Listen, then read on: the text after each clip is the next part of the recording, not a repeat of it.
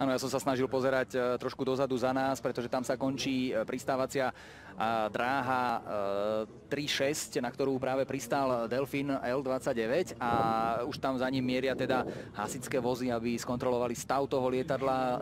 Vyzerá to tak, že sa to pilotovi podarilo zvládnuť bez problémov, ale chvíľku samozrejme teraz bude trvať, kým očistia pristávaciu plochu od možno zvyškov tých pneumatík a kým odstráňa lietadlo, ktoré samozrejme bez pneumatík nie je schopné vlastného pohybu. Takže sme videli hneď na začiatok nášho prenosu drámu a priznám a prezradím dopredu, že aj na konci priameho prenosu vám podobnú drámu ukážeme, pretože toto niečo podobné sa stalo včera aj v španielskej leteckej akrobatickej skupine Patrulla Águila.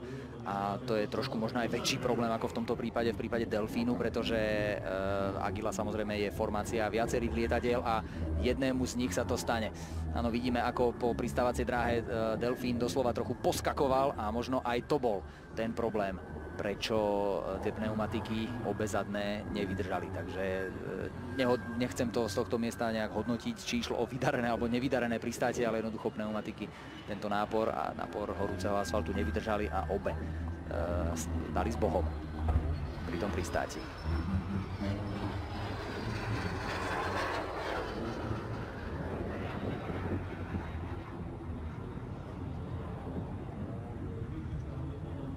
Áno, odlietávajúce kúsky gumy, našťastie až v závere pristávacej plochy a tak ďalšie lietadlo, ktoré bolo pripravené na vzlet, už bolo vo vzduchu a tak budeme môcť vidieť to v programe, čo pokračuje ďalej, a to je prelet generácií.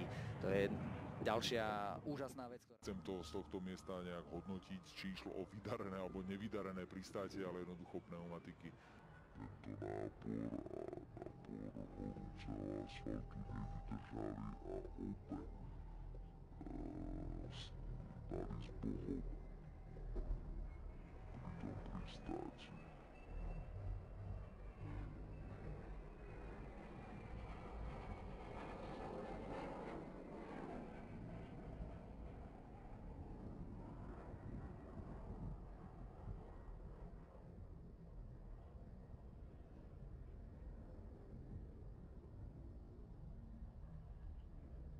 pri tom pristáti.